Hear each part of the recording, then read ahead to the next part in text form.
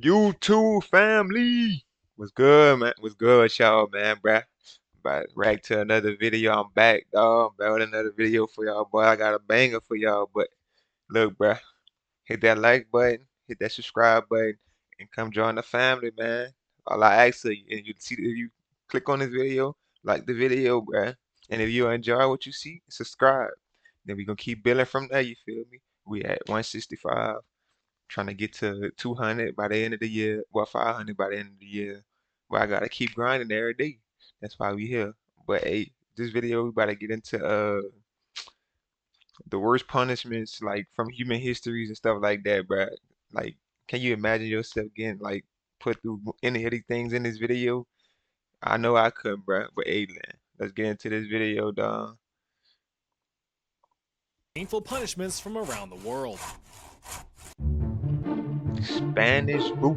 Well, of course the Spaniards are going to be on this list. Them suckers tortured half-truths out of people for over 350 years during the highly unexpected Spanish Inquisition Sheesh. between Cutting it. 1478 up until 1834. Now, when you're performing painful public persecutions for such a long time, you're going to come up with pretty colorful ways to do it. Ways to inflict maximum pain Oh to my ensure that you God. extract those dubious confessions from those filthy non-Catholic heathens.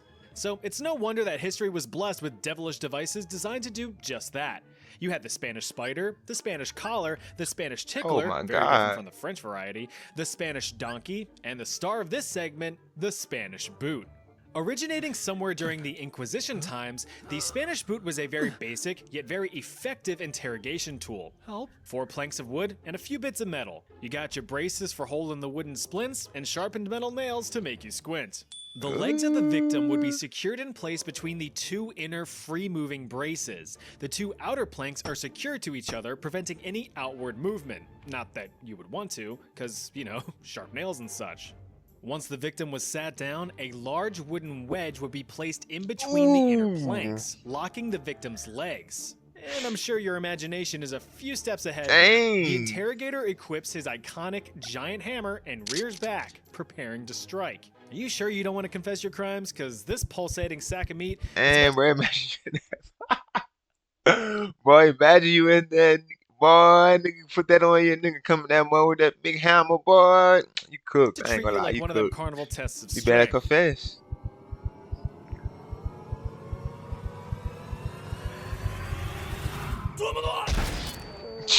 With one swift blow from the hammer, the wedge drives the inner boards outwards, lacerating your legs, shattering your shins, and crushing your calves. Oh The my pain God. is pure agony. And that was only the first strike.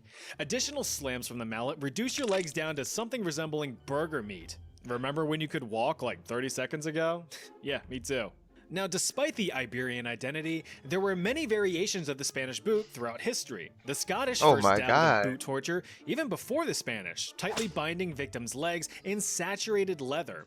The bindings would then be heated over an open fire, shrinking the leather and constricting the legs to the point of snapping bone.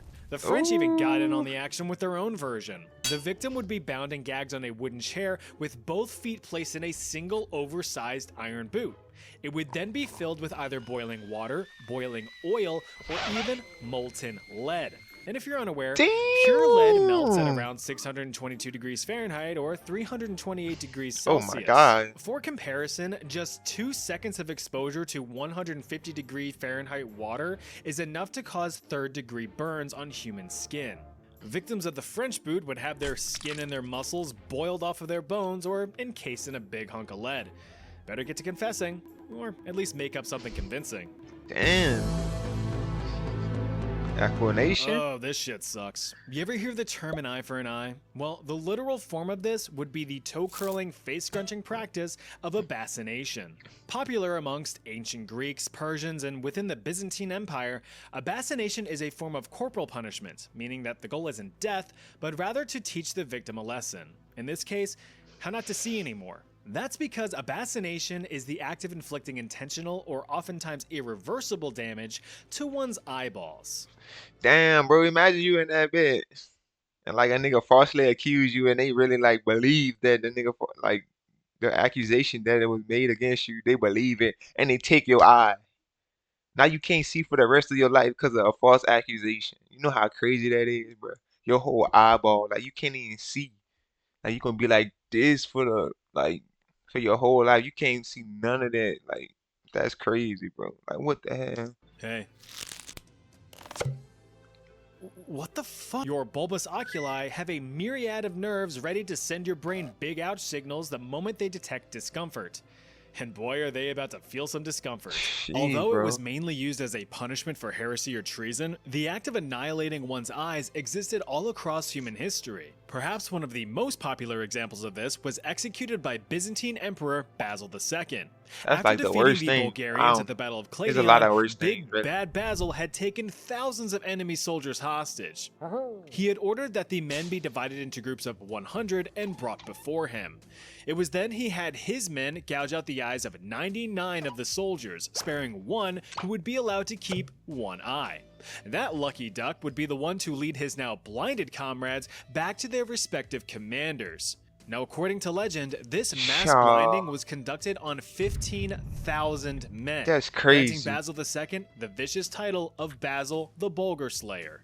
But how would this blinding actually be performed? Well, it's really up to how the person doing it felt that day.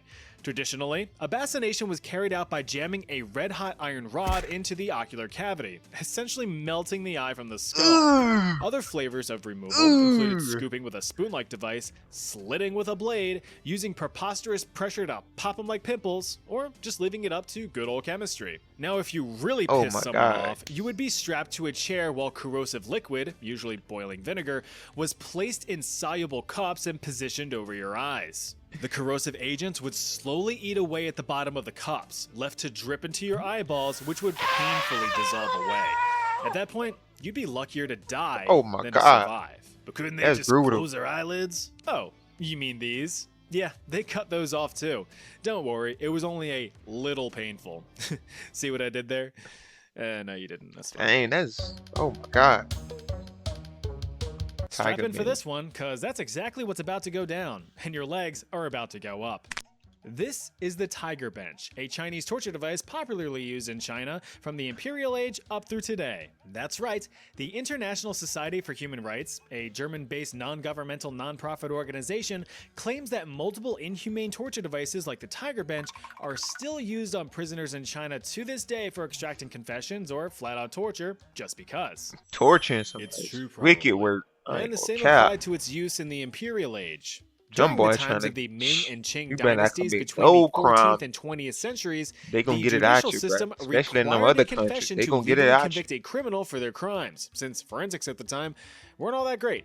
Unless you had notable status to sway public opinion, the perpetrator would basically have to be caught red-handed by multiple witnesses. He ran into my knife. He ran into my knife 10 times. He had it coming. But what do Tiger Bench do, you ask in poor English? It's very simple. The victim is delicately slammed onto a wooden bench in a sitting position, their hands and ankles bound by ropes, and their mouths gagged with, I don't know, probably a piece of cloth or something. They would also have their torso and thighs secured to the bench to prevent any unwanted thrashing from the pain that they're about to experience. One by one, bricks or wooden slabs would be placed under the victim's piggies, slowly elevating them higher and higher while the rest of their body remained locked in place. Now, unless you have the Tibio Taylor talent of a turkey, you can see I where wonder this how is that worked going. though. With each addition of a brick, your ligaments in your knees become hyperextended, painfully forcing your knee joint beyond its natural range of motion. If any of you less than limber people remember the ungodly sit and reach box from your middle school gym classes, just imagine that, but someone grabbing your arms and pulling you with all of their might. Then you might just get a lick of what that pain must feel like. The continuous hyperextension eventually leads to the shattering of the kneecaps and the splintering of the leg bones, utterly destroying muscles and tendons, rendering the victim's legs completely useless. Trust me, although this guy seems untroubled, inside, he's screaming. And if that weren't enough, prisoners would be bound in this position for days on end, to the brink of starvation and full sleep deprivation from the ongoing pain. Not only from the hyperextension, but from physical beatings to the rest of their body if they continue to refuse to confess. They don't know I'm a double-jointed masochist. Oh my god. Despite what the chill demeanors Oh on my these fellas' god. faces express, getting sawn vertically in half is not a pleasant experience. Although the act of sawing has been present throughout many different cultures in history, ancient Roman and Chinese versions were mainly done transversely, or at the waist. But some sadistic buttholes thought, nah, not painful enough. Let's try a different axis. And you know what? Let's hang them upside down too. We'll start shredding the sack, split the crack, go down the hull, and to the skull. The method is pretty self-explanatory. A victim will be hoisted up upside down with arms and legs secured to two posts, usually with their dangly bits out. The condemned would then have a big ol' saw ripped through their bodies like a slice of Oh my birthday god. cake. That's On the brutal. bright side, the poor soul would most likely be long dead or at the very least unconscious before the saw ever got that far thanks to the excruciating pain and severe blood loss. Documented cases of this particular path of punishment are rare, but some stories have survived. The most known case being that of Simon the Zealot, one of the 12 apostles of our Lord and Savior Jesus Christ. If you've ever seen Leonardo da Vinci's Last Supper, he's the less detailed guy all the way at the end of the table getting ridiculed by these two fine gents for asking, "When can we eat?" Very little is known about poor Simon at all, being only passively mentioned in the Bible.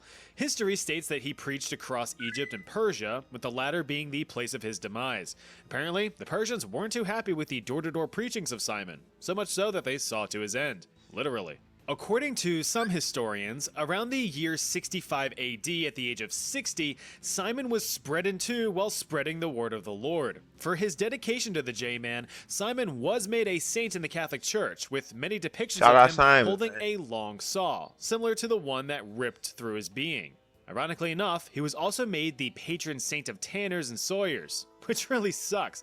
I mean, imagine the way you died being your eternal legacy. Like, oh damn guys, you hear that Peter got nailed by a 37 Nissan Altima last week? Better make him the patron saint of pedestrians. But hey, when you walk with Jesus, we're all jaywalkers. The ants. Oh my god. That's brutal. Oftentimes, we sound find that brutal. nature That is just- oh. already well equipped with possible Imagine torture getting eaten alive by resources, and ants. it doesn't even have to be something large or intimidating. Sometimes it's the small things that pack the biggest punch. Well, turns out that quite a few groups of people around the world took advantage of nature's blessings. Like this little guy. This is a Pseudomyrmex triplarinus, but you can call it a little ouch. This agonizing arthropod is a venomous species of ant most commonly found in the northern areas of South America. These ants contain a cytotoxic venom, which if you remember my little toxins rhyme from my worst jobs in history video, you'd know that cytotoxins cause extreme cellular damage and painful swelling, making it a perfect tool for devastating torture. For this section, we actually have a very modern use case. Back in 2014, a group of Bolivian villagers in the province of Ayopaya 2014? apprehended a pair of teenagers Kill two accused men of with a- stealing several motorcycles. Since the run-of-the-mill judicial penal system wasn't deemed effective enough, the villagers took matters into their own hands. Dang. The two upstanding criminals, aged 18 and 19, were strapped to a tree infested with venomous ants. For 3 Jeez, man. days. 3 days is The crazy. young men writhed in pain for hours and hours on end, sustaining bites all over their bodies from head to toe. Chests were chomped, calves were crunched, nipples were nipped, and balls were bitten. It was only after being found by one of their sisters that the young men were freed from their pincer prison. Well, also after all of their relatives coughed up about $3,700 in cash as compensation for the bikes that were stolen. Gotta pay Sheesh, back your man. debt after all. Both I'm men outta- were rushed to intensive care, with one requiring dialysis to survive. But I bet they learned a valuable lesson. Don't take shit that doesn't belong to you. I'm out of There have country, been man. other They claims of ant torture throughout history, though, as a you warning, go out there, bud. these You are better more be on your anecdotal P's and than Q's, confirmed. bud. It is said that the Apache people of the southern US and northern Mexico regions were capable of committing horrible acts of violence, but hey, when you're forced off your land, what are you gonna do? One such act was taking prisoners of war and burying them neck deep in the earth, allegedly near anthills containing red harvester ants. With a simple prod to the hill, thousands of ants pour out to defend their home, and being the nearest target, looks like you're the culprit. The red harvester ant latches onto your skin with its strong chad-like mandibles and proceeds to repeatedly stab you with its stinger. Once stung, pheromones are released, chemically signaling other ants to swarm you. Your lips, your mouth, your ears, and even your eyes are all susceptible to the stings. The intense pain from just a single sting has been described as feeling like being prodded by a searing hot needle, lasting up to 8 hours. Jeez, So it goes man. without saying that thousands of those would really suck. But don't worry, it's well documented that around 500 stings would be enough to kill a human. You're probably getting all itchy just thinking about them things crawling all over you, aren't you? That's crazy. Now you are. The trait. Our last stop on this journey takes place in the big old continent of Africa. Having dealt with colonization for centuries, the many countries of Africa are no stranger to pain. In fact, they're pretty good at dishing it out, especially to each other. Now, the concept of trial by ordeal is not exclusive to Africa. It's been seen across Try to Europe, throw that boy Persia, in the India, river. and Cambodia as well, but this segment Hog focuses on tie. Africa. Why? Because that's how I wrote the script and that's how I'm editing this video, so... Okay, so the idea behind the trial by ordeal is to determine the guilt or innocence of the accused through various means of torture. If you survive, you're innocent. If you die, you're guilty. Not that it That's matters crazy, anymore, bro. but there were many Imagine different you ordeals to innocent be and then trialed you for. die. These are going to be a bit rapid fire, so stick with me. And speaking of which, the first one is the trial by fire. The accused would either be forced to walk along a length of hot coals, hold scalding hot metal, or retrieve items from cauldrons of boiling hot oil. If the victim showed no visible signs of injury, they would be considered innocent. But that's just setting people up for failure. These examples What? of trial by fire have been historically documented across Togo, Nigeria, and Sudan. Next was the self-explanatory trial by poison. Imagine you. The accused would drink toxic concoctions consisting of various local poisons. In Liberia and Ghana, victims enduring the trial would be forced to ingest the bark of the sassywood tree. Sassy Which one of you wood. drank all the sassywood juice? No, you I don't ain't want to drink don't that ask stuff. Nope. Was it you? The bark of the sassywood tree contains erythroflein, a powerful poison that can fuck up your heart. But as long as you regurgitate that slop out of your system, you're right as rain, and considered innocent. Similarly, some prisoners in Sierra Leone or Nigeria would drink a solution made from the calabar bean which contains physostigmine, an acetylcholinesterase inhibitor. If you've never seen my chemical weapons video, this is just a fancy Dang, way of that's saying brutal. that it causes life-threatening seizures and a loss of your respiratory control, causing you to choke to death. One final trial would be the trial by water. Imagine Popular you in gotta pre-colonial your fate Côte d'Ivoire, decide on if the poison accused would kill have you their or hands not. and feet bound and be tossed in the local river. Those who were able to break free of their bindings and swim to the surface were absolved of their crimes, while those who sank like stones were doomed to figuratively and literally drown in their guilt. Talk about washing away your sins. Well, that's all I got for Sheesh, this one. brother. If you had fun learning about other people's suffering, seek help. Yeah, man. They was doing that. That's I can't even say nothing about shit. They was doing like God. Imagine, bro, you gotta drink something if you innocent or not, and if that mud kill you, what is it like you innocent the whole time that mud kill you? They throw you in the river, you gotta break out. Oh man, the ants one was crazy. Like tie you up to a tree and then let all them ants crawl on you. Ooh, the cow one was crazy too. Imagine, bro, like you just slammed them. Brown, cool. Oh, I can't. Oh, that's the main two that stuck out to me, bro. But that sound brutal. Hey, bro, whatever one stuck out to you, I'll drop it in the comments. But hey, man, what like, comment, subscribe, bro, and I'm gonna catch y'all in the next one. I'm out.